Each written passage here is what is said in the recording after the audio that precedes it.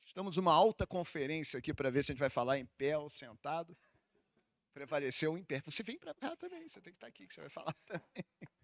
Bom, gente, boa tarde. É com enorme alegria que a gente faz a abertura desse evento, cumprimentando a todos os colegas aqui presentes, palestrantes, ex-colegas, todos que estão aqui para debater a contratualização do direito e para, principalmente, né, depois dessa conversa toda, a gente fazer o lançamento do livro, que está, aliás, lindíssimo, né? Está aqui, a gente já posou aqui para as fotografias, vocês vão ter acesso depois e vão poder comprar ali e pegar os devidos autógrafos logo ali no corredor aqui ao lado.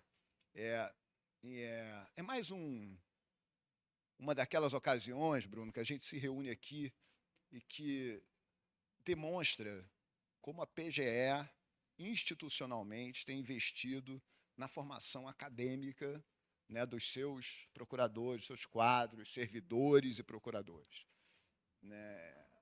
A gente tem, nesses anos aqui do Sejur, e nas gestões também anteriores, a gente tem feito um trabalho permanente de qualificação. Entendemos que o caminho do desenvolvimento científico, do desenvolvimento dos estudos, do aperfeiçoamento, da qualificação de cada um, a gente consegue entregar na ponta um serviço muito melhor, né, para a coletividade, muito melhor para todos. E acho que isso talvez seja um dos principais atrativos, inclusive, da nossa carreira. Né? Os concursandos já sabem disso, já procuram a Procuradoria do Estado, já sabedores de que aqui terão uma carreira longa, profícua e que vão ganhar, né? Que vão se enriquecer.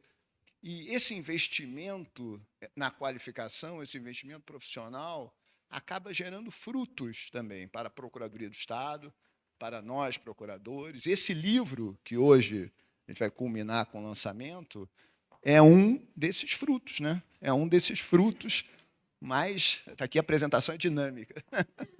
É um dos frutos mais novos, então, desse projeto todo, que eu diria que é um projeto permanente da Procuradoria-Geral do Estado, né? Então, sem mais delongas e agradecendo mais uma vez a presença de todos e todas, com grande alegria, passo a palavra ao querido amigo, doutor Bruno do B, para as suas considerações iniciais. Obrigado.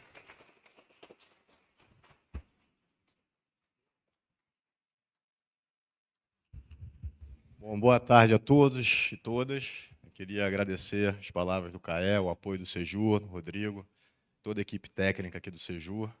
Queria cumprimentar todos os presentes, da pessoa da nossa medalha de mérito da PGE, Beatriz Couto Silva. Recebeu a comenda hoje, junto com outros colegas e autoridades. Queria reiterar que essa é uma daquelas homenagens super merecidas que você sempre prestou ao longo da sua vida à PGE, e no meu gabinete não foi diferente. Então, parabéns mais uma vez. Queria igualmente saudar aqui os convidados de fora, né? Nosso querido e ilustre professor, Gustavo Cerqueira, grande mentor intelectual ao lado do Anderson Schreiber, que foi chefe do Sejur e liderou essa iniciativa. Gustavo, recebê-lo aqui é uma alegria para a gente, uma honra, sinal da sua amizade, também da sua vocação com a capacitação e o ensino jurídico mundo afora. Gustavo é professor da Universidade de Nice e tem tido uma atuação exemplar, não só em Paris, na França, em Nice, mas na Europa e aqui no Brasil não é diferente. Então, obrigado pela acolhida, por ter participado desse projeto, por ter confiado na gente. Não foi fácil, o Gustavo chefiou um time nacional francês de 18 professores, vindo de todas as partes, não só da França, mas de territórios franceses ao redor do mundo, e vieram para cá nos prestigiar com uma semana, um seminário a respeito desse tema, que é a contratualização do direito.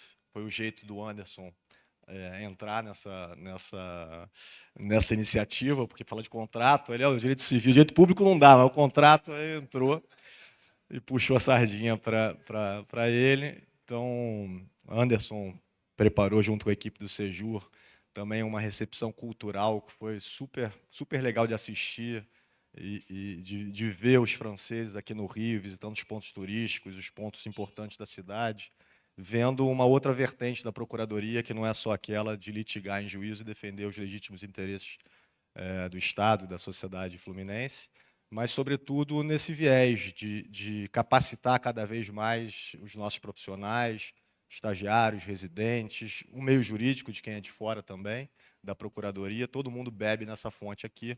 Então, queria render minhas homenagens, agradecer muito a sua amizade e a sua parceria. Muito obrigado.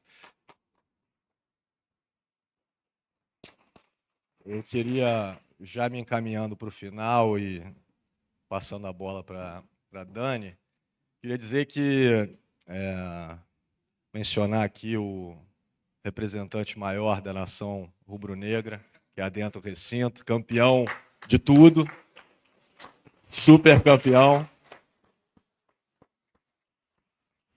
Para minha alegria, meu grande e fiel amigo, e foi subprocurador-geral da nossa gestão. Eu queria, rapidamente, Caia, essa foi uma daquelas iniciativas que a Procuradoria permite, né? A gente que está há muito tempo aqui, já passou por tudo nesse Estado, a Procuradoria é um ambiente muito gostoso e as pessoas se descobrem de tempos em tempos, né? As gestões passam, a gente muda de lotação, muda de lugar, os círculos de amizades vão mudando, e eu tive uma alegria enorme de ter um grupo que abraçou esse projeto.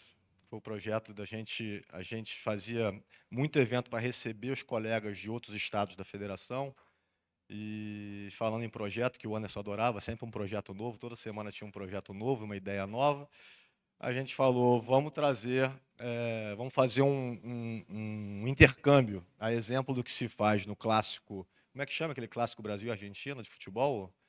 O Super Clássico das Américas, um negócio desse, que é um jogo na Argentina e um jogo no Brasil. E aí eles me trouxeram a ideia de fazer um debate no Rio e um debate em Paris. Eu falei, onde é que eu assino? Como é que a gente vai? E aí a gente teve a alegria de contar com o Flávio, Sérgio Pimentel, quase que um cidadão francês, morou lá, foi super líder também intelectual desse projeto. Anderson Schreiber, nem se fala. Carlos da Costa Silva, Fabiano e Mariana Montebello, a outra presença ilustre, não vou falar que é de fora da casa, porque nunca sai daqui, mas que nos brindou com uma análise também da contratualização do direito administrativo aos olhos da Corte de Contas. Para quem não sabe, Sérgio Pimentel, primeiro colocado do 12º concurso, 5 anos antes do meu. Mariana, segunda colocada. E depois a Mariana foi tomar uma primeira colocada no concurso do Ministério Público Especial do Tribunal de Contas, e depois, na vaga técnica, foi alçada ao cargo de conselheiro, mas nunca deixou de ser procuradora do Estado e uma das maiores administrativistas do nosso país. Então, e Daniela Giacometti, que foi uma alegria enorme. Daniela trabalha em Brasília, lotada em Brasília. A gente não tinha aquele contato próximo, porque, obviamente, está em Brasília, mas que a gente conseguiu se aproximar profundamente, que criamos uma bela amizade. E ter você como nossa guia em Paris também foi igualmente delicioso. Gente, é isso. A minha participação era só para agradecer a todo mundo, dizer que foi uma iniciativa que deve ser repetida, porque o conhecimento jurídico dessa casa ele não se contenta com os limites do quarteirão da Rua do Carmo com a 1º de março. A gente quer sempre mais. A biblioteca é maravilhosa. Então, obrigado a todos pela presença. Hoje é dia de muita festa e muita alegria para nós. Muito obrigado. Vou fazer um brevíssimo adendo aqui, que eu acho que vai trazer boas vibrações, Fábio. O Bruno mencionou o Flamengo, e assim, na véspera da final da Libertadores, nós tivemos evento aqui nessa sala. Foi mencionado o Flamengo, en passant, Rodrigo Távora, que é um rubro-negro meio enrustido. Assim como o Anderson, né? No fundo, ali tem uma coisa ali. E a gente ganhou, a gente mencionou aqui, ganhamos. Na véspera da final do Brasileiro, o jogo contra o Ceará, no Maracanã, tivemos evento também, aliás, de contratos também. E deu certo. estamos mais no evento de contabilização. Então, Fábio, acho que amanhã a gente já sabe o resultado. Vamos lá. Obrigado, gente. Vamos lá. Gente, boa tarde. Queria, novamente, reiterando as palavras do Bruno, agradecer os colegas Bruno e Anderson pelo convite à época para participar dessa empreitada, que foi o seminário cá e lá. Agradecer ao doutor Gustavo pela oportunidade também que foi dada a gente. Queria falar rapidamente sobre 2 viradas de chave que essa participação me fez ter. A primeira delas foi quando eu cheguei com a nossa missão, que a gente tem um grupo, vou cometer aqui uma indiscrição, que até hoje um grupo no WhatsApp que chama Missão PGE Paris, que a gente continua se falando, entendeu? Mesmo depois de passar tanto tempo. E chegando lá, eu me dei conta que eu era a pessoa mais velha do grupo. Então, precisou eu sair do meu ambiente de trabalho tradicional, sair da PGE, estar lá no outro lado do planeta para me dar conta disso. E por que eu estou falando primeiro dessa primeira virada de chave? Porque é uma realidade hoje que a gente precisa olhar com um olhar bastante atento. Eu não vou chamar de envelhecimento da nossa carreira, porque isso no português, o envelhecer é uma palavra muito pejorativa, mas do amadurecimento do quadro de procuradores. Nós estamos aqui, nós, 50 a mais, estamos aqui, nós vamos permanecer na atividade. Isso é decorrência já de longa data, dos 75 anos que foram possibilitados como aposentadoria compulsória. Então, vai ser cada vez mais usual pessoas como eu, da minha idade, permanecerem no serviço público em atividade. E eu acho que as instituições têm que estar preparadas para a devida absorção desse quadro, porque isso é uma realidade, é sua, é minha, vai ser sua, vai ser sua. Da gente dessa permanência por mais longo tempo na atividade, dentro do serviço público. E, especialmente considerando também características remuneratórias que nos permitem ficar. A permanência na atividade vai gerar uma maior remuneração, infelizmente, atualmente, mas é assim. E, além disso, a qualidade de vida, que permite que a gente tenha uma capacidade intelectual, vital, ao longo dos anos, cada vez por mais tempo. Então, e, além de tudo, tem a condição de mulher, né? Nós, mulheres, na menopausa, vamos permanecer na atividade, o serviço público não está se preparando para isso. Eu escuto muito pouco as pessoas falarem nisso. Com relação às servidoras, às procuradoras, a gente tem que ter uma preparação, porque essa é uma realidade que veio para ficar. A gente vai continuar trabalhando. A segunda virada de chave é uma coisa que eu vou chamar de o gosto da água. Em 2003, eu fiz um MBA na Suécia, e eu cheguei lá no auge do inverno. E eles usam, né, na água, para que você toma a água da pia, um descongelante que é justamente para não possibilitar que a água congele dentro do encanamento. E eu lembro que assim, é um gosto horrível isso. Eles misturam limão nessa água que eles bebem para tentar disfarçar um pouco desse gosto. Quando eu retornei ao Brasil, eu bebi a água e falei, gente, o gosto da água, né? Quando a gente foi se debruçar sobre o tema proposto, que era falar de contratualização e outros saberes jurídicos, eu me dei conta justamente disso.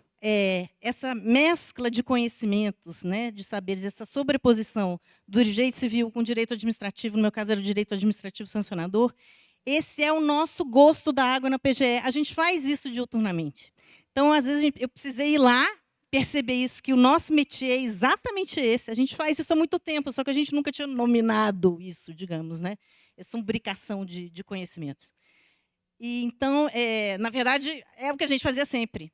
Mas a gente pôde formalizar isso através desse seminário bastante interessante. E eu queria fazer uma última coisa, que era uma proposição, para que a gente continue fazendo isso, porque é muito importante a Procuradoria se mostrar, tanto essa massa humana de conhecimento, né, conhecimentos envelhecidos, amadurecidos, com a estrutura que a gente tem hoje no Sejur, que nos permite, com a grana do fundo, viajar, tentar ter mais conhecimento, que isso seja uma missão permanente, que venham outros países, que venham outras empreitadas, que venham outros seminários, que a PGE possa se mostrar como um grupo que estuda, que tem conhecimento, que trilha caminhos dentro do contencioso, dentro do consultivo, mais uma vez, que isso se torne uma atividade permanente. Amém. Só podemos dizer amém, né? E agora você segue aí, né, Bruno? Vamos dar início à segunda fase agora. Então, eu vou chamar aqui Anderson Schreiber para conduzir o primeiro painel. São 2 painéis, né? Vamos só.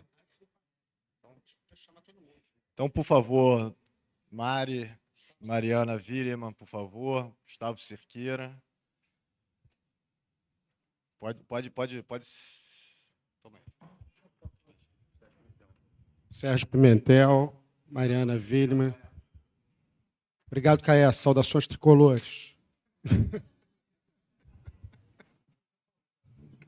Vamos. Gustavo também.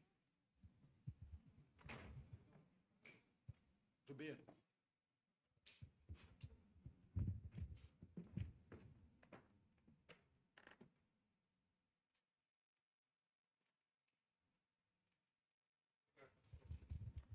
Obrigado.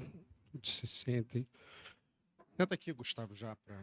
Senta aqui. A gente vai aqui muito informalmente. O meu papel aqui era fazer uma apresentação do livro. Eu expliquei que eu sou ideologicamente contrário a apresentar livro. Acho que livro a gente tem que ler, né? Não tem que alguém ficar apresentando. Então, eu vou só explicar rapidamente que a estrutura do livro, coordenado pelo professor Gustavo Cerqueira, que está aqui por mim, foi uma divisão em temas, em ramos do direito, e a ideia foi tratar da contratualização em cada um desses ramos. O que isso significa?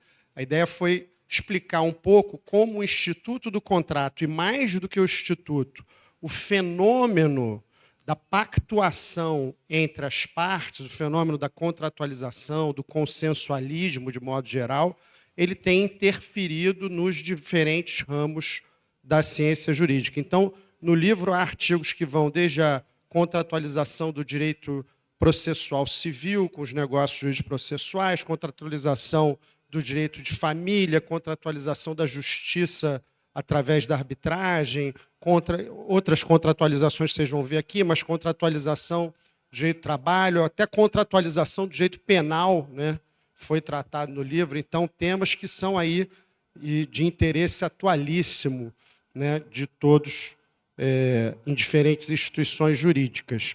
Um trabalho primoroso de edição que foi feito pela Société de Legislation Comparée, né, uma das instituições mais prestigiosas do mundo em termos de direito comparado, e foi fruto dessa iniciativa para a qual eu fui arrastado, na verdade, pelo Bruno do B, porque foi ele que teve a ideia com o professor Gustavo Cerqueira, e aí me encarregaram de ajudar nisso. Tá? Então, esse é o livro, esse é um lançamento muito peculiar, porque o livro está escrito em francês, e a gente também não tem exemplares para venda, porque teria que trazer da França, então a gente tem pouquíssimos exemplares aqui. A gente vai doar para a biblioteca os exemplares que a gente tem, para que todos possam ter acesso aqui. A gente vai doar uns 5, 6 exemplares, que é o que a gente tem aqui, para que todos possam ter acesso e ler. E a gente também vai divulgar o sumário do livro, para que todos vocês possam ver os artigos de maior interesse. Tá bom? Isso. Não sei se o Gustavo trouxe alguns para venda, mas, enfim. Qualquer quantidadezinha de euro leva um, a gente. Mas, enfim, dito isso, brincadeiras à parte, vamos começar com a palestra A Contratualização de Legis Ferenda do Direito Internacional Privado Brasileiro, pelo professor Gustavo Cerqueira. Gustavo, a palavra é sua. Obrigado, Anderson. Eu vou ficar de pé para os agradecimentos, porque eu não posso me furtar da obrigação de agradecer o acolho que a Procuradoria, através do seu Centro de Estudos Jurídicos, mas também, na época, o seu procurador, nos deu o acolhimento aqui na cidade do Rio de Janeiro, não só a mim, mas aos meus colegas franceses.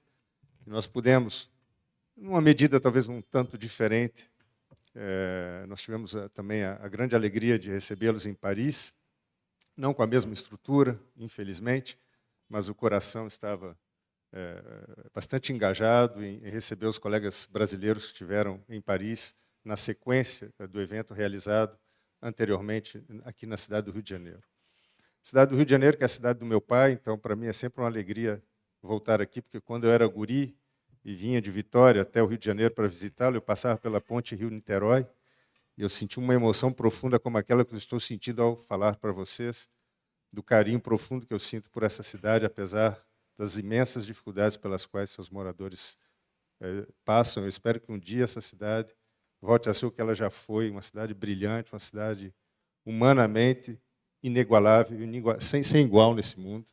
Mas isso depende muito mais de forças que, às vezes, estão fora do nosso alcance, mas ficam os meus votos de que essa cidade retome um dia o caminho de brilho, de luz, de farol, para muita gente que o Rio de Janeiro já foi. O Brasil significa, fora do Brasil, muita coisa que o brasileiro, às vezes, desconhece. Talvez, se ele tivesse a consciência da importância de certas características nossas, talvez ele se recompôsse como país e tomasse novos rumos, porque os rumos que aí estão não parecem aproveitar a ninguém. Então, de qualquer maneira, é um prazer, uma alegria muito grande. Eu agradeço muito, mais uma vez, essa oportunidade de não somente ser recebido, porque é sempre uma alegria, mas também para divulgar esse trabalho, que é fruto de uma parceria da Société de Législation Comparée, que eu tenho o prazer de participar, da qual eu tenho o prazer de participar como membro da direção e também diretor de sessão, e, sobretudo, do encontro entre o Brasil e a França, que são sempre frutuosos. Quando brasileiros e franceses dialogam, existe uma abertura natural, uma escuta natural entre nossos colegas franceses e os juristas brasileiros. Então, é uma maneira de manter essa ponte que existe de há muito. Eu espero que outras ocasiões surjam, mas aproveitemos dessa para falarmos, então, do tema que nos une. Eu agradeço mais uma vez ao Bruno, ao Anderson e a todos os outros colegas, que, se eu fosse nomeado, tomaria 15 minutos do tempo que me foi dado para falar sobre essa contratualização do direito internacional privado brasileiro. Contratualização de lege ferenda, porque, atualmente, o direito internacional brasileiro privado ele é fundamentalmente regido por disposições que estão na lei de introdução, outrora chamada ao Código Civil e hoje das normas do direito brasileiro, lei que data de 1942, e dos seus artigos 7º ao 17º, se não me engano, contém as principais disposições de direito internacional privado que são aplicados pelos tribunais, porque os árbitros hoje não estão dispensados da utilização dessas disposições, porque o artigo 2 da Lei de Arbitragem de 1996 libera o árbitro da necessidade de utilizar o direito internacional privado pátrio para descobrir e aplicar o direito à arbitragem a qual ele está confrontado, e a dimensão processual é, em grande parte, regida por essa lei de 1996. Contratualização de lege ferenda, o que isso significa? Eu sou obrigado a tomar de novo minhas notas, porque eu preparei notas e vou pedir a permissão de vocês para me sentar, para talvez poder manipulá-las. A contratualização, no nosso caso, vem a significar uma vontade dada pelo legislador de oferecer às partes a possibilidade de definir os termos em que duas questões essenciais do direito internacional privado vão ser regulados ou decididos. A primeira dentre elas, essencial no raciocínio do jurista quando ele é confrontado a uma situação de dimensão internacional, é a de saber quem é a autoridade competente. Embora nas faculdades de direito se estude sempre o problema da lei aplicável e se neglige, de uma certa maneira, a dimensão processual do tratamento das situações internacionais, é o tratamento processual que prima, em termos de ordem de tratamento, ao tratamento da lei que será aplicada ao mérito. Por quê? Porque, para se descobrir a lei aplicável ao mérito, tem que se saber qual é o sistema de direito internacional privado que vai ser utilizado. Então, descobre-se, a partir daí, que é a figura da autoridade, não somente judiciária, mas pode ser um oficial de Estado civil ou um notário. Quer dizer, o problema da autoridade competente surge no raciocínio que deve se construir do ponto de vista metodológico como a primeira questão a ser resolvida. E a contratualização no espaço do direito internacional privado reenvia a ideia de que as partes podem designar o juiz competente, ao invés de ser aquele juiz definido em sua competência por um texto objetivamente aplicável. Outra dimensão do direito internacional privado é aquela justamente de saber qual é a lei que o juiz vai aplicar ao mérito, nas situações privadas internacionais. A lei de introdução ao Código Civil hoje nos dá uma série de respostas em relação às diferentes situações internacionais, do ponto de vista das categorias jurídicas, casamento, estatuto pessoal, contrato, delito, direito societário. Então, para cada categoria existe um elemento dito de conexão que permite objetivamente o juiz conectar essa situação a uma ordem jurídica. Falar de contractualização nessa dimensão do conflito de leis é falar sobre a disposição, ou a margem de disponibilidade que tem as partes para definir a lei que será aplicada ao caso concreto. No espaço brasileiro, quando eu participei, quando eu escrevi o capítulo que escrevi nesse livro, eu escrevi sobre as novas margens de contratualização no contencioso internacional, abordagem franco-europeia. Por quê? Porque o Brasil ainda não se via diante da possibilidade de expandir o campo da liberdade contratual em relação a essas duas questões, embora já no Código de Processo Civil de 2015, a liberdade de contratação do fórum em contratos internacionais tenha sido afirmado no artigo 25 do Código. Por sorte de uma série de circunstâncias favoráveis, digamos assim, decidiu-se, no âmbito da Presidência da República Brasileira, tentar, mais uma vez, reformar o direito internacional privado brasileiro, propondo, através da reforma dessas disposições da lei de introdução, atinentes à matéria, e foi decidido, em 16 de dezembro de 2024,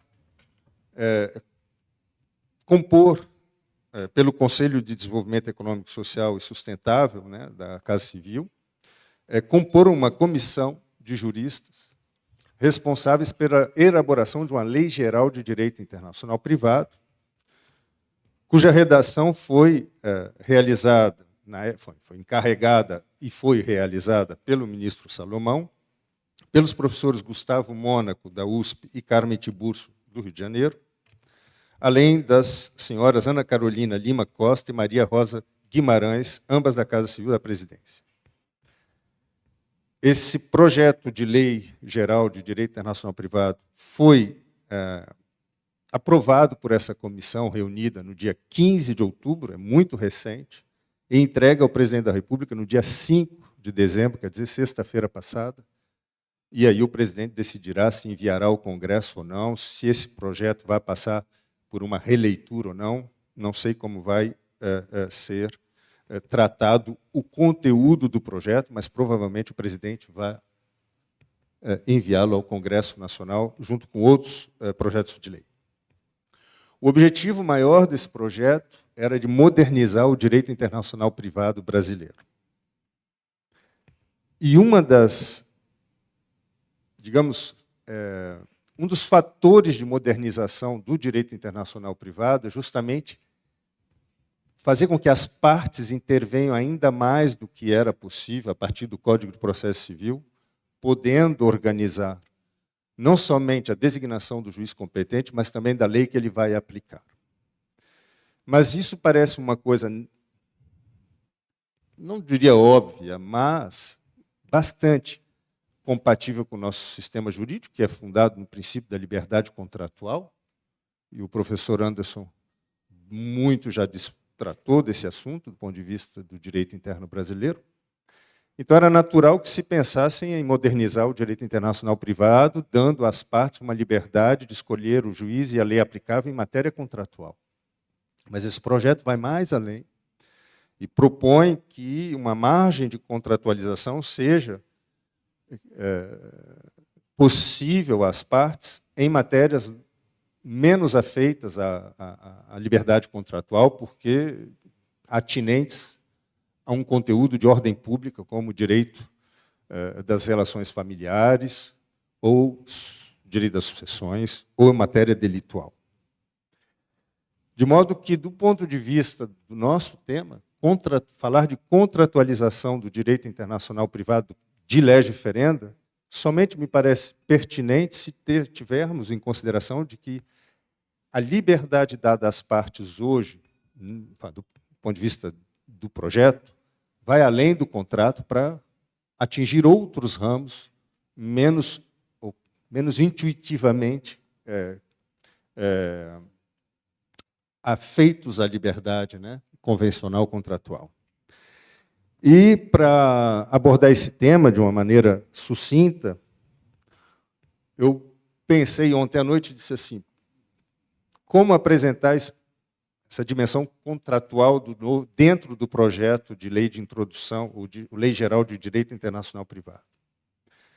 E eu pensei que essa contratualização pode ser apreciável do ponto de vista da sua escala. Então, eu diria que, num primeiro tempo, essa contratualização ela é variável. Mas, a partir do momento que se constata que ela existe, do ponto de vista do projeto, né? Não como direito positivo, necessariamente, se ela é variável, ela é também submetida, num segundo momento, a um controle. Então, proponho apresentar essa contratualização dentro dessa dupla perspectiva da sua variação segundo a matéria e do controle que é possível ou se pensa poder exercer sobre essa contratualização. Do ponto de vista da contratualização segundo a matéria, existe uma dupla abordagem. Os relatores são tímidos em relação a algumas matérias e um pouco mais corajosos em relação a outras. Digamos assim, que essa contratualização ela é tímida em matérias atinentes à ordem pública e acentuada em matéria patrimonial. Do ponto de vista da timidez, digamos assim, ela começa por se manifestar, uma timidez que se manifesta, vocês compreenderam que é um oxímoro. Existe um elemento a considerar dentro dessa timidez, é a ausência da possibilidade de escolher um juiz competente em matéria normalmente afetada pela ordem pública. Então, a contratualização que se pensa dentro do projeto concerne apenas a lei aplicável. Não concerne o juiz competente. O juiz vai ser designado segundo as regras de competência que não estão na lei, no projeto de lei, mas por reenvio dentro do Código de Processo Civil de 2015. Mas, do ponto de vista da lei aplicável, essa contratualização tímida se manifesta de duas maneiras. Ela é tímida porque ela se manifesta sob forma de opção legal, quer dizer, as partes não têm necessariamente uma liberdade, uma margem de liberdade muito grande. O legislador diz, você pode optar entre essa e aquela lei. É o que acontece em matéria de sucessões com o artigo 24, onde é que está o meu projeto? Eu não estou com o texto aqui. O artigo 24, parágrafo único. Está aqui. Se vocês pegaram o artigo 24, parágrafo único, sobre o direito aplicável às sucessões internacionais, vocês vão nele ler que, desculpa, a ausência de uma mesa torna difícil o ofício. A sucessão por morte ou ausência será regida pelo direito do estado do domicílio do falecido à data do óbito ou do ausente à data de sua ausência, independentemente da natureza da situação dos bens. Isso é muito interessante porque o direito brasileiro aqui evolui e não distingue mais a sucessão, a lei aplicável, segundo a natureza móvel ou imóvel do bem, e nem segundo o país de sua localização. Então, o tratamento unitário da sucessão é proposto, o que é uma grande coisa, alinhamento aos direitos mais modernos, como o direito europeu, mas no parágrafo 1º é dado às partes, quer dizer, o autor da sucessão, por testamento, optar. Então, é uma opção legal entre o direito de qualquer dos seus domicílios ou quaisquer de suas nacionalidades. Então, existe uma possibilidade de escolha de lei limitada à opção dada pelo legislador. Outra forma de contratualização tímida é aquela um pouco subsidiária, que me parece um pouco curiosa, não sei por que os redatores pensaram a regra desse jeito, que é a do artigo 18, parágrafo 1º, em relação às relações familiares. Segundo esse artigo, as relações familiares serão regidas pelo direito do domicílio comum dos membros da família. Na hipótese de inexistência de domicílio comum, será aplicado o direito estabelecido previamente pelas partes em documento escrito. Eu acho essa regra curiosa porque o que justifica dar às partes a liberdade de escolher uma lei para regir as relações? As partes não, mas aos membros da família. Para regir as relações entre elas na ausência de domicílio comum, mas não lhes dar essa faculdade quando o domicílio é comum. Eu não conheço a razão dessa regra por uma simples razão. Os redatores do projeto não publicaram nenhuma exposição de motivos, nem relatórios sobre o trabalho que foi feito e as opções que foram privilegiadas.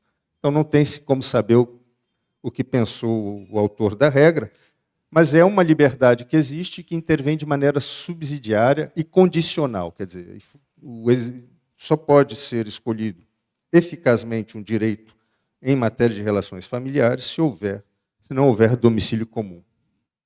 E, na falta de escolha, volta-se a uma regra objetiva, que é o direito do último domicílio comum das partes. O que é muito interessante nesse tipo de contratualização também é como ela intervém de maneira subsidiária, do ponto de vista metodológico, mas, sobretudo, em relação à matéria. Eu, particularmente, desconheço essa categoria em direito internacional privado. Eu não sei o que são as relações familiares. Divórcio, separação, certamente. Autoridade parental, certamente. Proteção de adultos, provavelmente. Porque não guarda de animais, que hoje se reivindica. Eu não sei o que essa categoria encerra em si. Posso ter algumas intuições, mas eu não sei quais são os seus perímetros. E também não conheço o perímetro da sua aplicação, porque os membros da família, quem são esses membros? Pai, mãe, filho e filha, normal, vó e vô. Quer dizer, até onde se vai dentro da família para considerar uma pessoa membro e concernida pela regra. E engraçado que quando se fala do contrato aqui dentro, de membro da família passa-se a falar de partes. Então, existe um problema, talvez, de harmonização da terminologia. Variável, tímida e tímida demais, talvez, porque em matéria delitual, por exemplo, não se pensou em uma regra aplicável, escolhida pelas partes, após o evento causal. O que é uma possibilidade que existe nos direitos mais modernos, como o regulamento Roma II, em matéria de lei aplicável às obrigações extracontratuais. Não entendi por que os autores do projeto retiraram do campo delitual, do campo obrigacional, matéria disponível, a possibilidade, após superveniência do fato delitual que ocasiona o dano civil, a possibilidade das partes de, eventualmente, ou entre comerciantes, porque existem atividades negociais importantes que podem gerar danos de natureza extracontratual e que poderiam, talvez, entre eles já se estabelecer o direito aplicável como um elemento da estratégia contratual de previsibilidade dentro do campo negocial deles. Não entendi, então, a timidez nesse campo. Timidez que desaparece em matéria patrimonial, e eu vou procurar ser um pouco mais ligeiro, em duas matérias. Em regime matrimonial de bens, que se estende às uniões civis, como a união estável. Aqui também, curiosamente, não se autorizou a escolha de juiz, eleição de foro, mas uma solução clássica que existe já no direito internacional privado, talvez seja um dos casos emblemáticos da autonomia privada, que é do regime de bens, na teoria de Dumoulin, do antigo direito, já se concebia que as partes, quer dizer, que os casais pudessem decidir qual seria o regime de bem deles e segundo qual lei. é o que consagra o artigo 20 desse projeto de lei geral de direito internacional privado. O único problema é que, ao se ler esse artigo, nos seus caput e parágrafo 1º, não se compreende o que se quis. Por quê? Porque existe uma confusão na pluma do redator que consiste a confundir, confusão que consiste a confundir, perdoem, uma confusão que se traduz assim. A regra diz que o regime de bens entre o cônjuge será determinado pelo regime indicado no registro de casamento, cuja certidão será emitida pela autoridade competente, etc. e tal, do local onde for celebrado o casamento. E, na ausência de indicação na certidão, será determinado por convenção das partes por meio de pacto antinupcial válido. O problema é que o redator pensou que, ao dizer que as partes poderiam designar o regime de bens que seria o deles, que será o deles, esqueceu o fundamental, quer saber segundo qual lei esse regime deve ser apreciado. Porque não basta eu, casando com a minha esposa, dizer o regime nosso é o regime da comunhão parcial, mas a comunhão parcial francesa ou brasileira? Regida pelo direito brasileiro ou pelo direito francês? Então, parece que saltou-se uma etapa do raciocínio e se pensou poder deduzir da escolha do regime a lei que seria aplicado. Não, mas se um juiz amanhã ele é acionado para liquidar um regime matrimonial, por mais que a certidão de casamento ou o pacto antinupcial indique o regime escolhido, ele não sabe qual é a lei que ele vai aplicar para apreciar o funcionamento, o regime desse regime escolhido. Então, existia aí, talvez, uma vontade acentuada de dar liberdade às partes, mas talvez metodologicamente tenha que ser revisto esse texto. E, claro, os contratos. Os contratos recebem uma grande margem de liberdade, dupla liberdade, porque se pode escolher o juiz competente, artigo 4 desse projeto, e de lei aplicável, artigo 29, 30 e 31. E aqui há de se fazer uma distinção entre vontade acentuada, porque dá-se bastante liberdade aos contratos civis e comerciais entre pessoas, digamos, em situação de igualdade, e em contrato de trabalho, e pouca liberdade em matéria de consumidor, ao ponto de se negar, em matéria do consumidor, a possibilidade de se escolher o juiz numa cláusula de eleição de foro.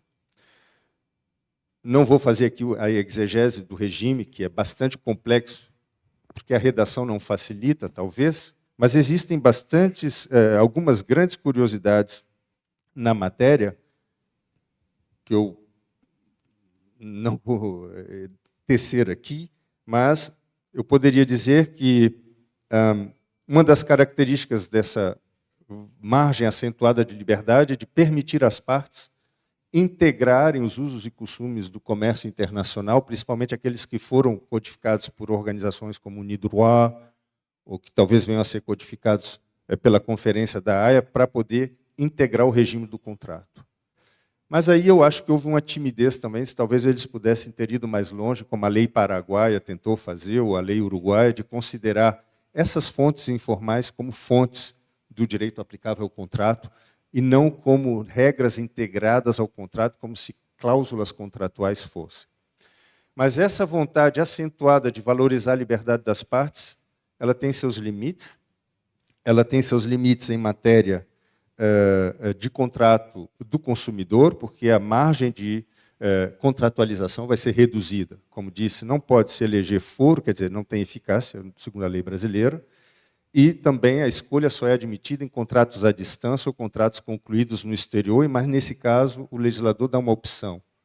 O que me parece estranho como solução, já que o contrato não tem conexão nenhuma com o Brasil, mas deu-se uma opção lá, então uma redução na liberdade contratual. E do ponto de vista da liberdade em si das partes, essa autonomia em matéria de escolha de lei aplicável de juiz competente limita-se aos contratos internacionais. Mas os contratos internacionais não são definidos como tais pela regra, pelo projeto de lei. Então, vai se criar um grande debate se saber o que é um contrato internacional. Vou economizar aqui o que eu poderia falar sobre o assunto, mas eu acho que talvez a audácia poderia ter sido um pouco mais longe e permitido, como no direito russo, canadense, europeu, as partes a um contrato puramente interno, como se pode fazer com a arbitragem, pela lei da arbitragem, artigo 2, eleger um direito aplicável que não fosse o direito, que fosse um direito estrangeiro. Talvez com limitações próprias do estilo, as partes a um contrato puramente interno podem escolher a lei aplicável ao seu contrato, mas essa escolha não portará, digamos assim, prejuízo às aplicações das disposições imperativas do país onde estiverem reunidos todos os elementos do contrato. É uma maneira de dar vazão à liberdade contratual, guardando o caráter, a força vinculante das disposições imperativas do país onde todos os elementos estão. Para concluir, segunda parte, que vai ser muito rápido, uma contratualização não somente tímida, por um lado, e audaciosa, por outro, mas, sobretudo, controlada. E, do ponto de vista do controle, existe um controle inovador e existe um controle clássico. Do ponto de vista da inovação, e me permita só um parênteses, em matéria de lei aplicável e cláusula de eleição de foro, não é bem, embora seja acentuado, uma inovação no direito brasileiro, porque o CPC 2015 autorizou a eleição de foro para contratos internacionais, por um lado, um regime bem liberal, em alguns aspectos. E, em matéria de lei aplicável, o STJ, pela sua jurisprudência, já havia considerado que as partes, apesar do artigo 9º da Lei de Introdução ao Código Civil não dizer nada sobre essa liberdade, que as partes dispunham dessa liberdade. Desde 2016, 14, de maneira bastante clara, e jurisprudência reafirmada a partir de então.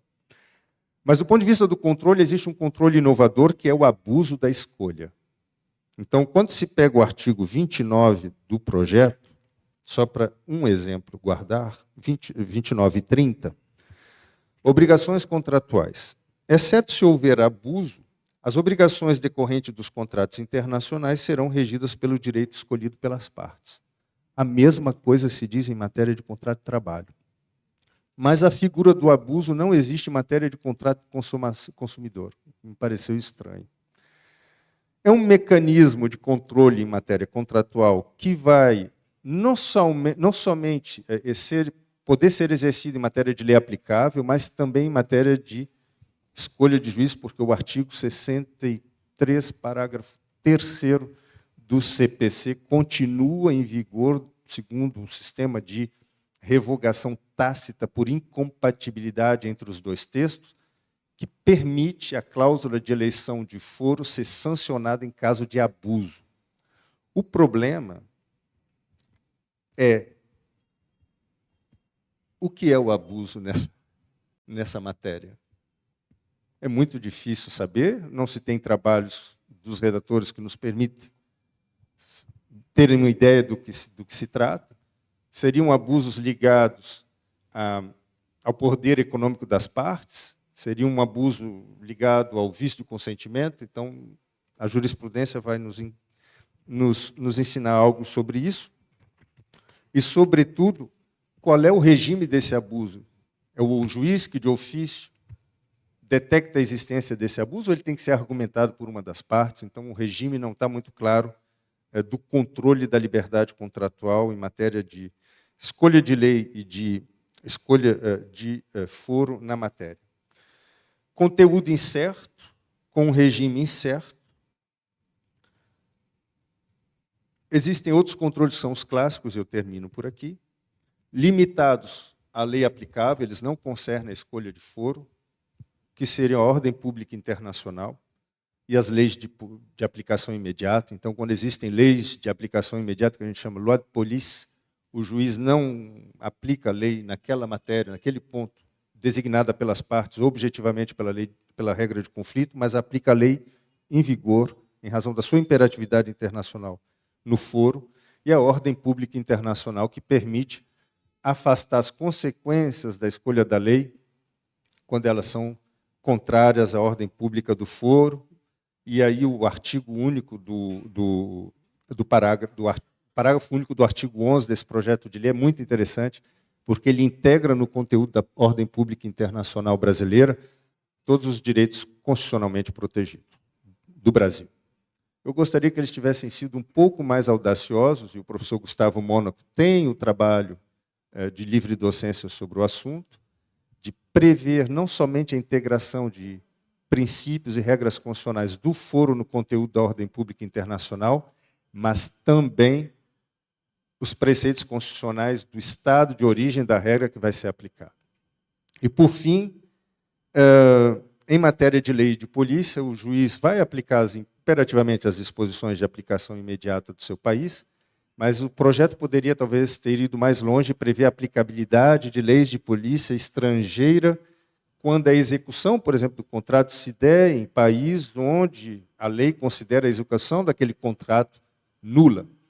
Isso é muito útil em matéria de comércio internacional, porque existem muitas situações hoje de regras de embargos, né? E contratos celebrados por filiais para fugir o embargo, não vou entrar em detalhe aqui, poderiam dar asa a pensar que talvez, como no direito europeu, o artigo 9º do Regulamento Roma I, se desse ao juiz a liberdade de mobilizar as leis de polícia estrangeira também, em casos específicos, ou simplesmente levá-las em consideração.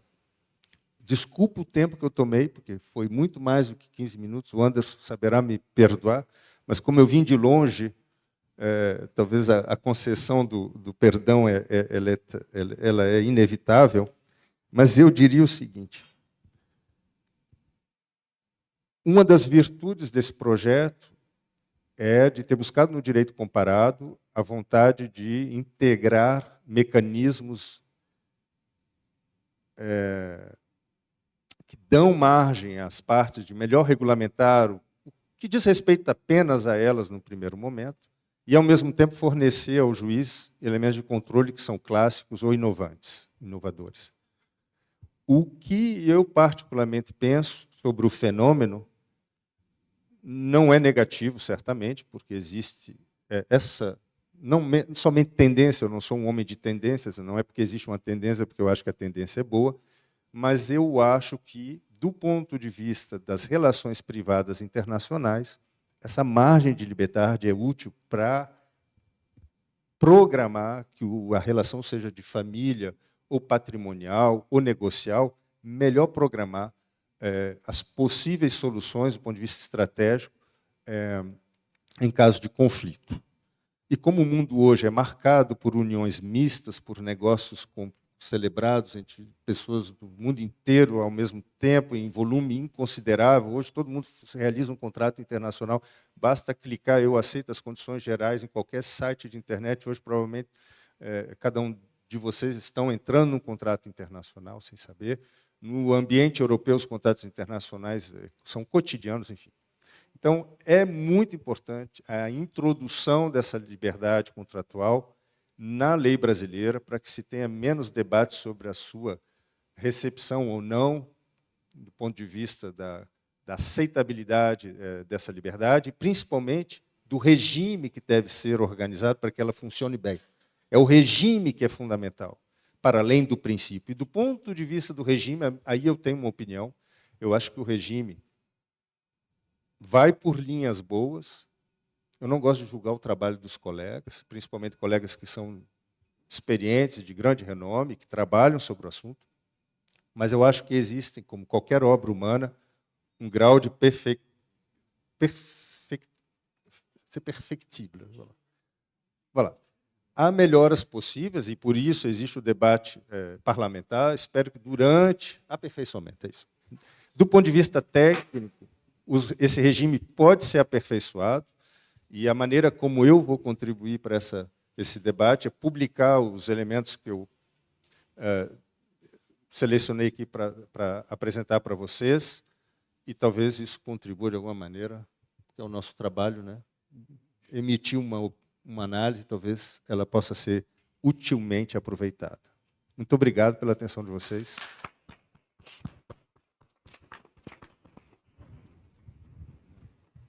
Agradeço ao professor Gustavo Cerqueira, que, como já foi dito aqui antes, é professor da Universidade de Nice, na França, pela sua análise do anteprojeto de lei.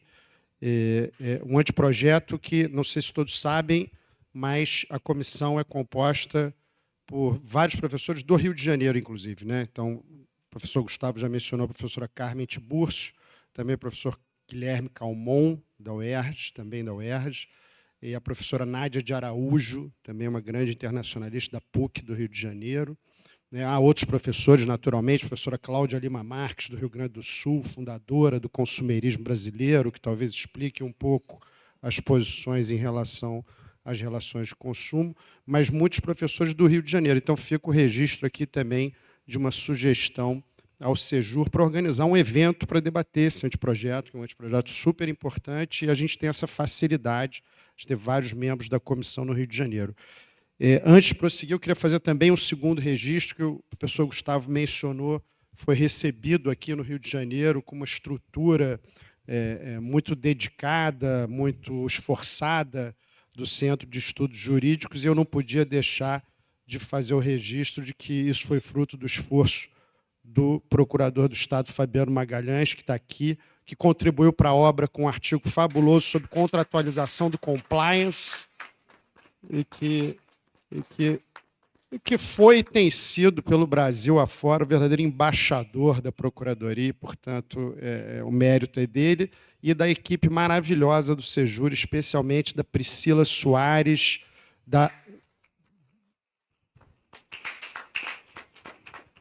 Enfim, não vou mencionar todo mundo aqui, mas o Wendel, a Adriana, que vai ser mãe agora da Laura no início de março, está aqui trabalhando no evento, gravidíssima.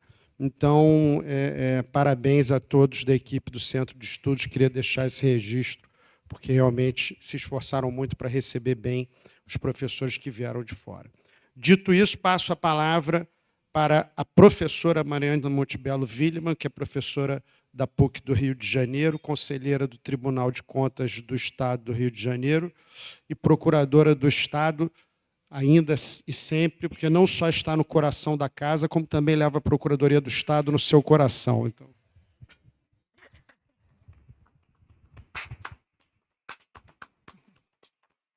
Obrigada, Anderson. Bom, se me permitirem, posso falar ali? Vou utilizar aqui. Confesso que fico um pouquinho mais à vontade. Boa tarde a todos.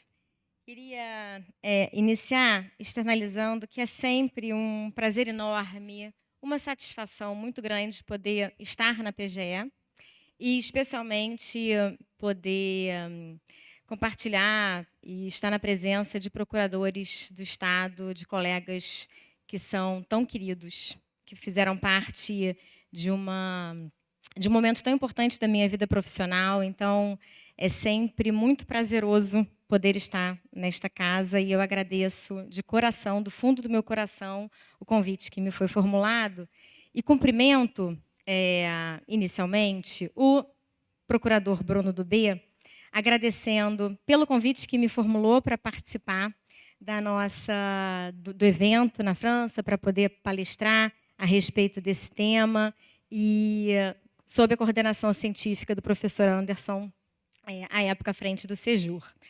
Queria dar um abraço muito, muito, muito afetuoso a todos os integrantes do nosso grupo Missão PGE e cumprimentar o professor Gustavo Cerqueira, parabenizando também pela palestra que acaba de proferir. Muito obrigada. Bom, o meu tema ele aborda a contratualização do direito sob a perspectiva do direito público e, mais especificamente, no âmbito da atuação dos tribunais de contas. De uma maneira muito geral, quando se fala no direito francês sobre contratualização do direito público, a abordagem ela é voltada, basicamente, a soluções consensuais, a fórmulas consensuais e dialógicas voltadas à resolução de conflitos. Então, assim, se pudéssemos transpor o tema contratualização do direito público para o direito brasileiro, a abordagem ela seria voltada à consensualidade no direito administrativo, a consensualidade nas relações do Estado, nas relações travadas com o Estado. A perspectiva que eu adotei na palestra que proferi na França há 1 ano e meio, 2 anos atrás, e que acabou resultando no artigo acadêmico que está no livro, e que, de alguma certa forma, eu vou buscar sintetizar aqui nessa apresentação para os senhores, ela aborda a atuação dos tribunais de contas, do Tribunal de Contas no Brasil, da Corte de Contas na França, e como essas duas instituições, e, portanto, 2 modelos de controle externo, que têm, na verdade, no Brasil, a matriz francesa, como eles vêm enxergando, como eles vêm adotando soluções consensuais. Então, queria iniciar com 3 colocações que me parecem importantes como premissas. A primeira delas, essa análise, que não é bem uma análise comparativa, mas uma análise que busca identificar eventuais aproximações entre o modelo brasileiro e o modelo francês, ela parte da constatação de que a nossa matriz republicana de tribunais de contas, ela é de inspiração francesa. Então, quando os tribunais de contas eles foram incorporados à nossa Constituição republicana, em 1891, o modelo adotado foi o modelo francês, foi a inspiração da Corte de Contas francesa, que veio a, enfim, inspirar os trabalhos da Constituinte e, portanto, trazendo aqui, inicialmente, nosso primeiro tratamento constitucional dedicado ao Tribunal de Contas da União à época. A segunda colocação que me parece importante é no sentido de que, embora, assim como acontece na Constituição de 1988, né, se fale em um Tribunal de Contas que assiste o Poder Legislativo, que auxilia o Poder Legislativo no controle externo das finanças públicas, essa mesma abordagem ela é encontrada na Constituição francesa também, que fala em assistência ao Parlamento francês, atuação da Corte de Contas, assistindo o Parlamento francês no controle externo da administração financeira. No entanto, assim como no Brasil, e, na verdade, a nossa jurisprudência ela até é bem anterior à jurisprudência francesa a respeito desse tema, se reconhece de maneira absolutamente convencional e consensual que os tribunais de contas eles são órgãos dotados de independência e autonomia e que, portanto, se posicionam de maneira equidistante entre o Parlamento e o Executivo, né? A decisão, especificamente, aqui no Brasil, paradigmática a esse respeito, ela remonta à década de 90, no Supremo Tribunal Federal, e na França, especificamente, é uma decisão primorosa do Conselho Constitucional, também reconhecendo essa posição independente e equidistante da Corte de Contas francesa em relação ao Parlamento, em relação ao Poder Executivo. E essa é uma colocação especialmente importante no que diz respeito ao fortalecimento e ao reconhecimento da vocação dessas instituições para fins de controle da administração pública. E a terceira colocação relevante é que, da mesma forma como acontece aqui no Brasil, e também aqui no Brasil nós tivemos na vanguarda em relação a esse tema, e isso remonta à Constituição de 88, que operou uma virada de chave no que diz respeito ao controle da administração pública pelos tribunais de contas, ao consagrar o controle de resultado, o controle operacional a cargo das Cortes de Contas, uma revisão constitucional ocorrida na França em 2008, especificamente a revisão constitucional de 23 de julho de 2008 na França, ela passou a prever a competência, a atribuição da Corte de Contas francesa para a avaliação de políticas públicas. E esse foi um divisor de águas no que diz respeito à abordagem acadêmica e à abordagem da literatura especializada a respeito desse tema, né? A partir dessa revisão constitucional, em que se coloca, em que se posiciona a Corte de Contas francesa com a atribuição para avaliar políticas públicas, prestar assistência ao Parlamento na avaliação de políticas públicas, um debate enorme acaba acontecendo no âmbito acadêmico, exatamente com a tentativa ou para fins de se definir qual é a extensão, qual é o alcance dessa atuação do Tribunal de Contas no que diz respeito a um controle que não é um controle de legalidade, de mera legalidade, um controle de mera conformidade, um controle pura e simplesmente de aderência de comportamento à lei, mas um controle que vai muito além dessa mera conformidade.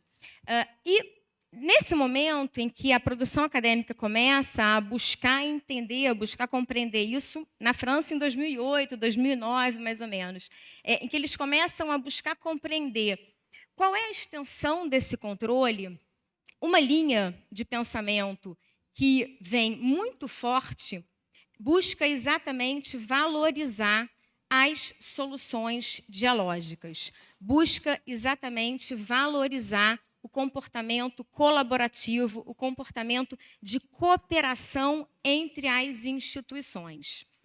Nesse sentido, o tema da consensualidade no atuar das Cortes de Contas, ele está em voga, ele está na ordem do dia, ele é objeto de grandes debates, não só aqui no Brasil, mas também na França, e eu aqui arrisco afirmar para a audiência que, nesse aspecto especificamente, a experiência brasileira ela tem sido mais ousada do que as práticas francesas.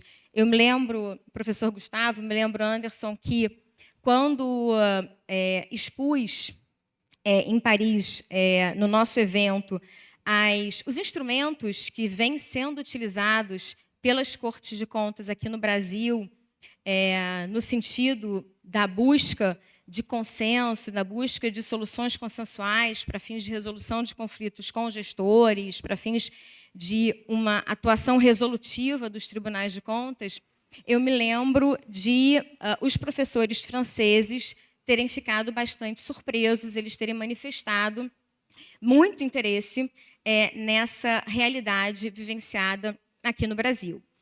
De uma forma muito sintética, eu chamo a atenção especialmente para dois instrumentos que hoje em dia são especialmente importantes aqui no direito brasileiro, nessa busca de uma atuação consensual pelos tribunais de contas. O primeiro deles são os chamados termos de ajustamento de gestão, hoje já bastante difundidos nos tribunais de contas subnacionais. Ainda não há no Tribunal de Contas da União. O Tribunal de Contas da União ele acabou perfilando uma outra técnica para fins consensuais, mas os termos de ajustamento de gestão eles são bastante difundidos nos tribunais de contas brasileiros, eles vêm sendo utilizados, são regulamentados. A primeira grande experiência em relação a esse instrumento adveio do Tribunal de Contas de Minas Gerais. Claro que enfrentou desafios, enfrentou problemas relacionados à legalidade, enfrentou problemas relacionados à regulamentação desses instrumentos e alguns desafios que, um pouquinho mais para frente, eu vou mencionar de forma breve para os senhores. E o outro instrumento que tem sido também objeto de grandes reflexões são as soluções adotadas pelo Tribunal de Contas da União no âmbito da chamada CSEX Consenso, que se coloca como uma instância de mediação entre o Tribunal de Contas e a administração pública. Também vou endereçar breves palavras a respeito desses dois institutos. Hoje em dia é muito difícil um acadêmico, um estudioso, se colocar, não exatamente contrariamente ao tema da consensualidade. O tema da consensualidade ele veio para ficar. Acho que a gente não tem muito como retroceder em relação a essa matéria, mas eu tenho muito receio, hoje em dia, de uma certa banalização em relação a esse tema.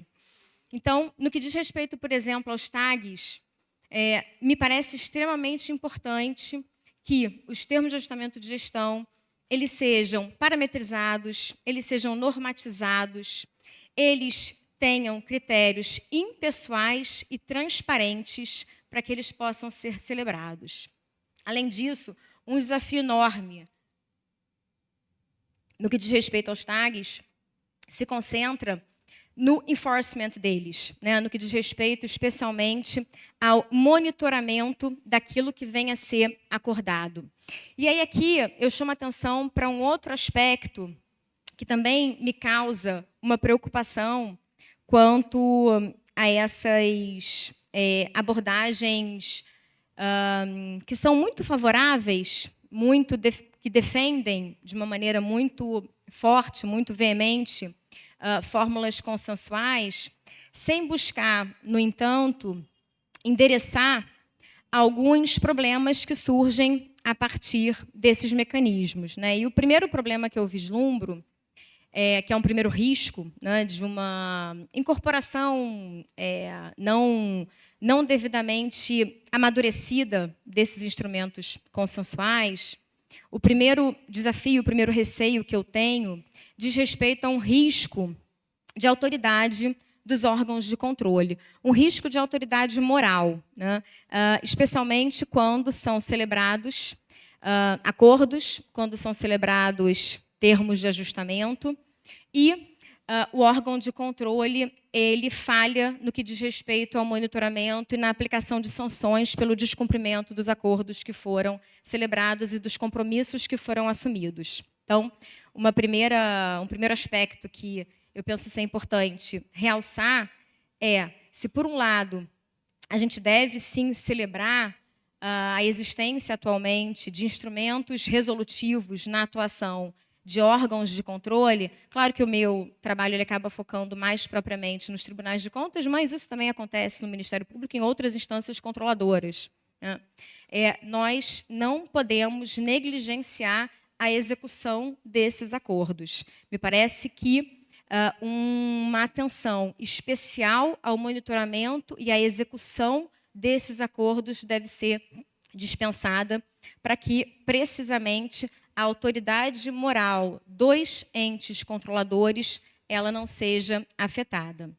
E o segundo aspecto, e aí é um aspecto que eu dirijo, já caminhando aqui para o final, e que eu dirijo mais especificamente para a atuação da SESEX Consenso,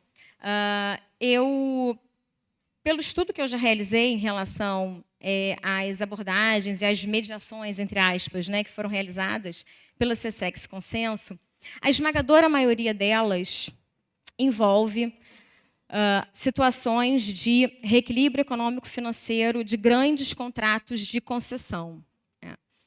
Eu vislumbro aqui um risco sistêmico que precisa ser objeto de reflexão aprofundada. Qual é o risco sistêmico? O risco sistêmico ele envolve a expectativa que aqueles que vêm a contratar com a administração pública têm de, diante de um primeiro problema, buscar a intervenção, diante de um primeiro conflito, buscar a intervenção do órgão de controle que vai se colocar numa posição de mediador. E vai se colocar numa posição de mediador, afastando-se, porém, da sua missão constitucional, que é a missão controladora. Então, eu tenho muita preocupação com o desenvolvimento desses casos. Acho que, obviamente, só o tempo vai poder nos trazer um panorama mais adequado, um panorama mais fidedigno em relação à aplicação desses institutos, mas eu tenho muito receio de como a atuação de uma instância que se coloca como uma instância de mediação entre a administração pública e especialmente contratados, especialmente terceiros contratados, parceiros privados, concessionários, como isso vai se desenvolver na medida em que os próprios acordos eles venham a apresentar problemas, eles venham a apresentar dificuldades, venham a apresentar desafios,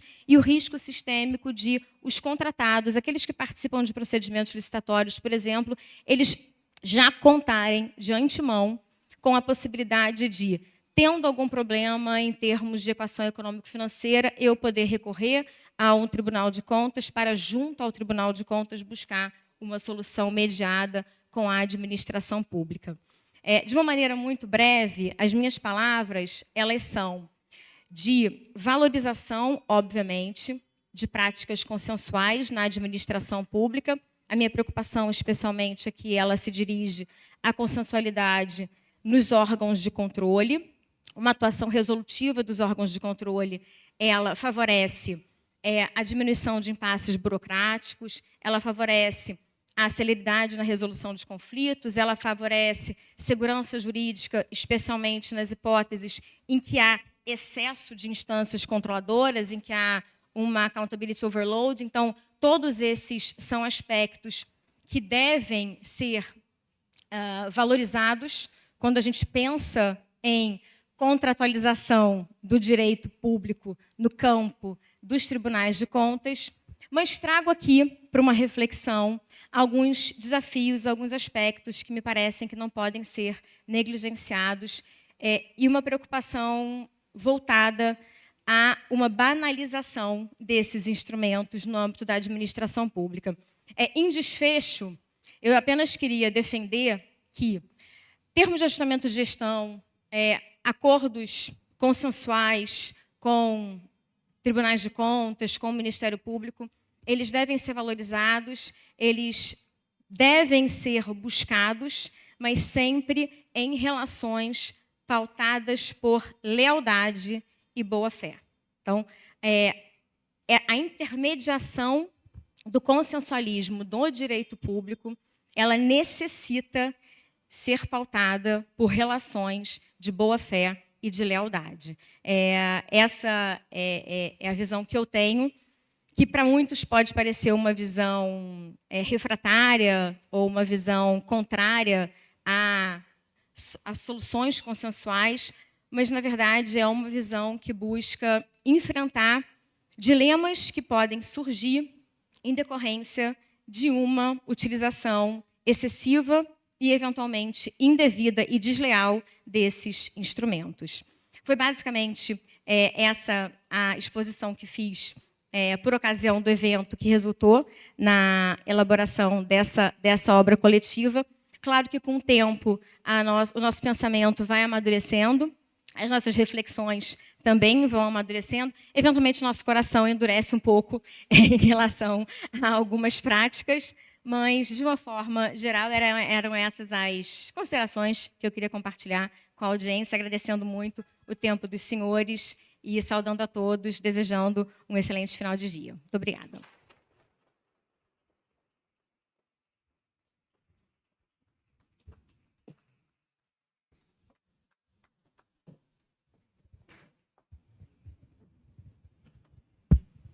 Agradeço à professora Mariana Montebello Willimann pela sua exposição, que mostra não apenas que o consensualismo, acho que está ali, que o consensualismo, claro, deve ser festejado, mas também com cautelas para evitar confusão de papéis, uma preocupação muito grande hoje também com a uniformidade de a quem são oferecidos os acordos, né? Isso será feito para todo mundo, de forma uniforme ou não. Então, enfim, essa igualdade de critérios para evitar aquele consensualismo, que é o consensualismo do compadrio, né? Que é o que todos nós queremos evitar. Então, super importante o alerta. E ainda nessa mesma toada, eu passo a palavra ao Procurador do Estado, Sérgio Pimentel, para a palestra de encerramento desse evento, sobre contrato de renegociação da dívida pública estadual. Não sei se ele vai falar em português ou francês, porque falar em português. Ele é um cidadão francês, como já foi dito aqui, então fique totalmente à vontade. Doutor Sérgio Pimentel, a palavra é sua. Muito obrigado, Anderson. Muito obrigado a todos que ainda estão aqui nos prestigiando nesse evento. Quero cumprimentar o professor Gustavo Cerqueira, que nos honra aqui com a sua presença e que nos brindou com uma palestra extremamente esclarecedora sobre um tema em relação ao qual eu, particularmente, não estava totalmente atualizado, então quero agradecer a sua presença aqui, quero cumprimentar a professora, minha amiga Mariana Montebello, que é o orgulho da Procuradoria-Geral do Estado, mesmo já tendo saído daqui há algum tempo, mas o seu coração continua com a Procuradoria e você continua no nosso coração também, não só no coração do meu amigo Flávio Villa. E aí eu quero dizer uma coisa, professor Gustavo, que depois da sua apresentação e da apresentação da doutora Mariana, eu fiquei um pouco preocupado de ter que encerrar esse evento. E aí fiquei pensando aqui, essa sala eram os aposentos da Dona Maria I, tida vulgarmente como Dona Maria a Louca. E eu fiquei com vontade de dar uma de maluco e sair correndo, porque eu não sei se eu estarei à altura.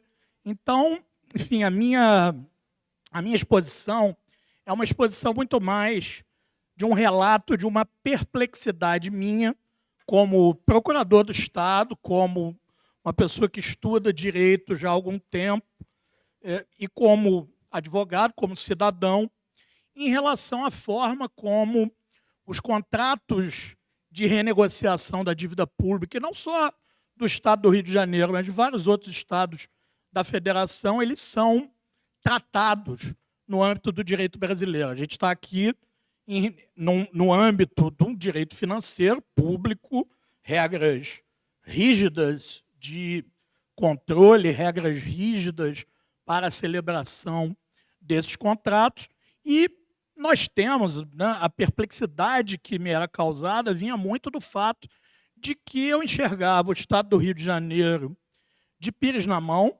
não só o Estado do Rio de Janeiro, mas também o Estado de Minas Gerais, o Estado de Goiás, o Estado do Rio Grande do Sul e mesmo o Estado mais poderoso da nossa federação, o Estado de São Paulo, com uma dívida gigantesca. Eu preparei só 2 páginas de um arquivozinho que mostra, enfim, algumas particularidades desse tema, mas na segunda página, se você puder passar para mim, tem os dados de 2023 que mostram, por exemplo, que a dívida do Estado de São Paulo em 2023 era de 272 bilhões de reais, enquanto que a do Estado do Rio de Janeiro em 2023 era de 156 bilhões. Hoje, a do Estado do Rio de Janeiro é de 217 bilhões, ou seja, aumentou quase 70 bilhões de reais em apenas 2 anos. Então, só por aí eu acho que a gente já mostra que tem alguma coisa errada, né? Essa dívida é uma dívida impagável, é uma dívida que tem engessado a capacidade de investimento dos estados, e especificamente do Estado do Rio de Janeiro, já há algum tempo, e é preciso que haja uma solução. E essas considerações, elas me vieram, primeiro, porque eu tinha a honra de ser procurador-geral da Assembleia Legislativa no ano de 2022, quando foi realizada a CPI da dívida pública. O relator era o deputado Luiz Paulo Corrêa da Rocha, presidente da Casa, o deputado André Siciliano, e eles instauraram uma CPI exatamente para verificar por que essa dívida tinha chegado a esse ponto e quais eram os critérios que tinham sido utilizados para que esse cálculo chegasse ao ponto da inviabilidade estrutural de se tratar a dívida pública estadual. E a CPI, enfim, concluiu que a dívida, inclusive, já teria sido paga, né? Enfim, que é uma discussão e uma conclusão, digamos assim, um tanto quanto ousada, que eu acho que não dá para a gente defender, embora a gente esteja defendendo isso em juízo no Supremo Tribunal Federal, mas dá para a gente defender uma série de pontos em relação a esse tema, baseados na teoria dos contratos. A gente sabe que, em matéria de federação, no Brasil, não existe hierarquia entre entes federativos. União, estados e municípios ocupam a mesma posição. O que há na Constituição Federal é uma repartição de competências, competências legislativas e competências materiais, em grande parte, competências da União que são reservadas, em matéria legislativa especificamente, para estabelecimento de normas gerais. Por quê? Porque é o desejo da Constituição que nós tenhamos uma uniformidade de tratamento no Brasil de todo o direito, ao contrário do que acontece, por exemplo, nos Estados Unidos, em que a margem de manobra dos estados é muito mais ampla do que a dos estados da Federação Brasileira. Mas, em contrapartida, nos Estados Unidos existe uma primazia do Estado federal em algumas matérias. Segurança pública é uma delas. Se o Estado federal, se os órgãos federais de segurança resolverem intervir em uma determinada situação, eles têm preponderância em relação às forças estaduais. Isso não acontece aqui. Só que o que estava acontecendo na renegociação dos contratos da dívida pública? E isso nós vimos, o meu amigo Leonardo Espíndola e o meu amigo Cláudio Pierusetti eram procurador-geral, subprocurador e depois procurador-geral naquele governo. Eu tive a missão de ocupar a Casa Civil durante 9 meses, no ano de 2018, e nós víamos uma tentativa que nem sequer era disfarçada dos órgãos da União Federal, a Secretaria do Tesouro Nacional e a Procuradoria-Geral da Fazenda Nacional, especialmente a Procuradoria-Geral da Fazenda Nacional, de tutelar a administração estadual. A Procuradoria-Geral da Fazenda Nacional chegava ao cúmulo de dizer o que a gente podia fazer ou deixar de fazer em vários aspectos. E eram pareceres que eram elaborados por advogados públicos, como eu, como o Anderson, como o Flávio, enfim. Então, a gente estava chegando a um ponto da burocracia federal se achar no direito de tutelar um governo estadual, sob o pretexto de que as nossas administrações eram irresponsáveis e que a União seria a guardiã da responsabilidade fiscal, o que também é uma falácia. Porque o que acontece? Por que essa dívida chegou a esse ponto? Essa dívida chegou a esse ponto por uma série de questões. A União Federal, a partir da década de 90, passou a concentrar uma parcela, um percentual muito mais elevado da receita com a arrecadação de tributos no Brasil, através da cobrança de contribuições que foi expandida a partir do governo Fernando Henrique Cardoso. Essas contribuições, como vocês sabem, elas não entram na repartição de tributos que é determinada pela Constituição Federal, só os impostos, no sentido estrito, é que são partilhados, e isso começou a gerar um desequilíbrio. Enquanto a União fazia caixa aumentando o tributo através das contribuições, os estados tinham cada vez mais dificuldade de garantir as suas arrecadações. O ICMS, hoje ainda em vigor, mas já em fase, né, com um hacking do ICMS já tocando, né, nos alto-falantes, por conta da reforma tributária, o ICMS é um tributo difícil de arrecadar. Quem já trabalhou em dívida ativa sabe disso. Quem já passou pela Secretaria da Fazenda sabe como é difícil conciliar a legislação do ICMS e aplicar na prática. Os municípios têm menos dificuldade com isso, têm impostos mais fáceis. É mais fácil cobrar imposto de um imóvel localizado na Praia de Ipanema, né, do que de um bar localizado na Rua Dias Ferreira, porque esse ele vai declarar a receita que ele quiser, e é muito difícil que o fiscal consiga chegar a esse ponto. Então, o desequilíbrio fiscal tinha uma razão. Mas tem um outro aspecto, e que aí isso é que me atraiu a falar de contratos e tentar explicar para os franceses essa jabuticaba contratual financeira brasileira.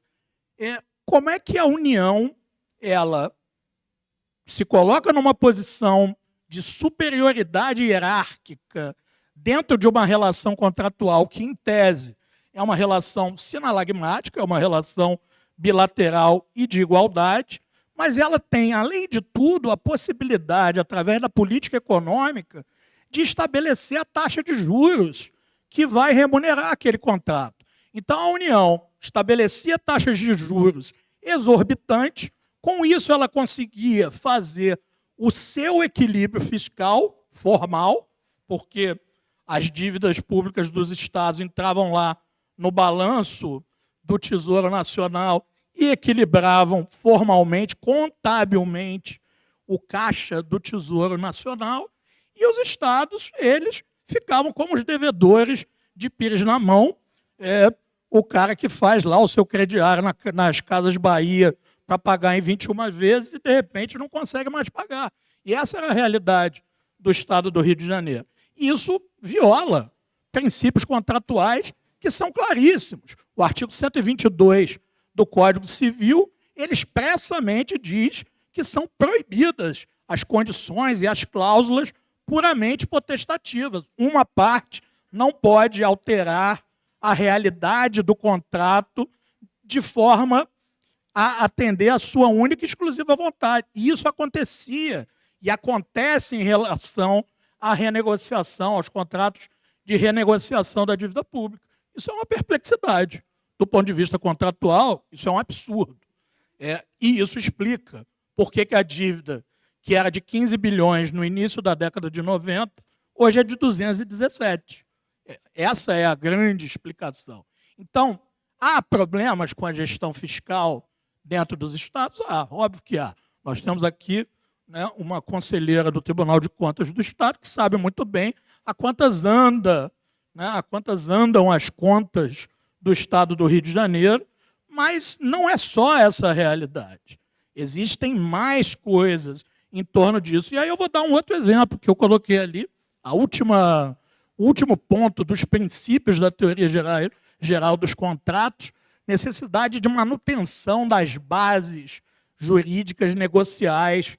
E aí eu dou um exemplo para vocês do que aconteceu quando o Estado assinou a última renegociação da dívida sob a égide da Lei Complementar 178, que revisou as regras originais do regime de recuperação fiscal. O Estado assinou esse contrato num dia, no dia seguinte entrou em vigor a Lei Complementar 194, que reduzia, não sei se vocês lembram, na época do governo Bolsonaro, reduzia a receita tributária dos estados. Por quê? Porque havia a necessidade de se enfrentar determinada conjuntura, mas o que a União fez foi cortesia com o chapéu alheio. E, desde então, a Secretaria do Tesouro Nacional se recusa a reconhecer que ali houve, né, o que a gente poderia chamar de uma alteração com base no fato do príncipe, porque alguém estabeleceu uma lei que incide sobre o meu contrato, altera as bases negociais daquele contrato, porque me impede de performar a arrecadação que eu tinha dito que eu teria, que eu tinha previsto ter naquele momento, e aquilo foi inviabilizado por uma lei elaborada pelos poderes da outra parte. Então, essas dúvidas, digamos assim, é que me levaram a tentar explicar isso para os franceses. Eu tenho certeza que eu não consegui, né? Até porque o Estado francês é um Estado central, então eles não têm esse problema. É muito mais fácil de organizar, porque você tem uma cadeia hierárquica de comando muito clara. O Brasil não é assim, e o Brasil precisa tratar desse ponto. A gente hoje tem um federalismo, não só fiscal, mas na área de segurança pública, absolutamente desfuncional. A Federação Brasileira não funciona. Você não sabe quem é responsável pela política de segurança. É um jogo de empurra, um empurra para a União, o outro diz que o prefeito também não faz a parte dele, o prefeito culpa o governador, e nisso ninguém assume a responsabilidade. Em matéria financeira é assim também. Uma outra questão que atrai também a incidência de princípios contratuais.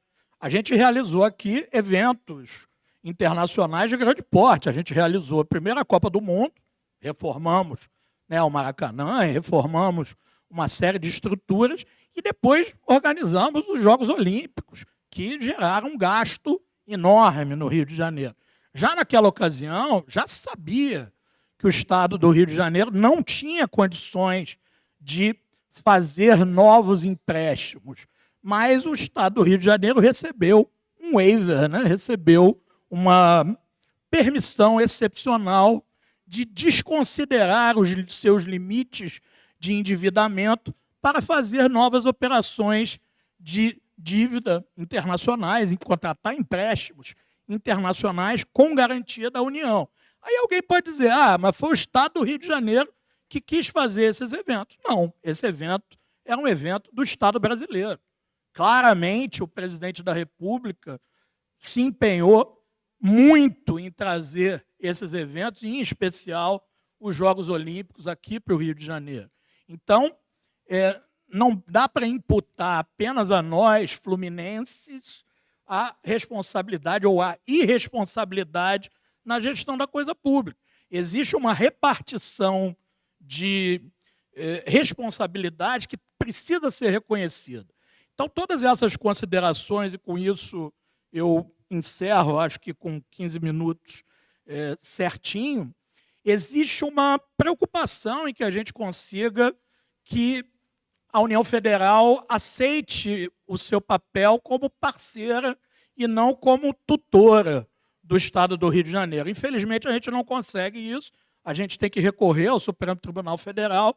Quem se interessar mais por esse tema, isso está tudo escrito nas nossas petições na ação civil originária 3678, em que a gente obteve uma liminar que segura a administração do Estado até hoje, há 2 anos, que a Procuradoria-Geral do Estado é responsável porque a máquina pública estadual não tenha parado.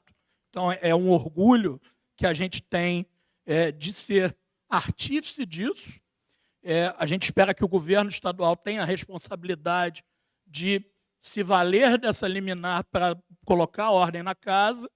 E, com isso, eu, enfim, encerro agradecendo mais uma vez.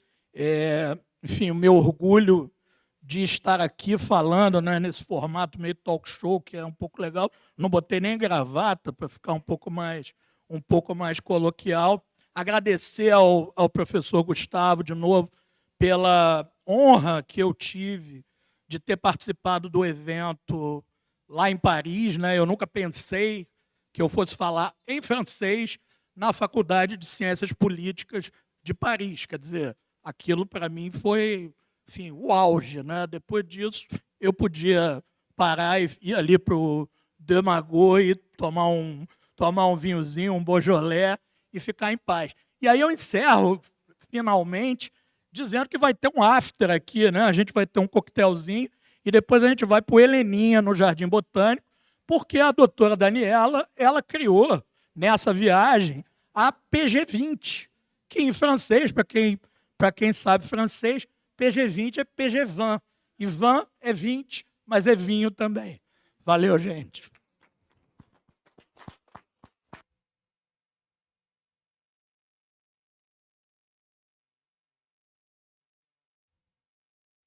Quero agradecer ao Procurador do Estado, Sérgio Pimentel, por esse final apoteótico.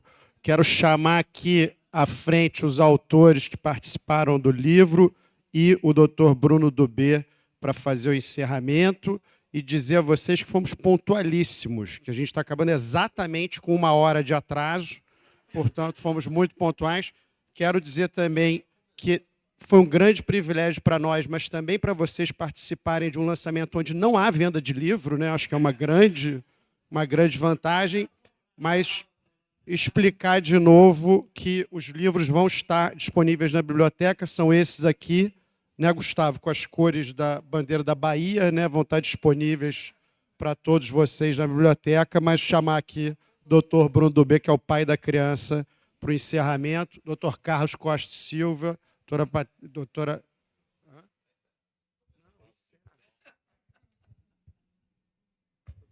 Depois dessa fala do Sérgio Pimentel, acho que não tem que falar mais nada. Obrigado a todos pela presença mais uma vez e a todos que colaboraram para a edição desse evento e desse sonho que foi fazer esse livro. Obrigado a todos.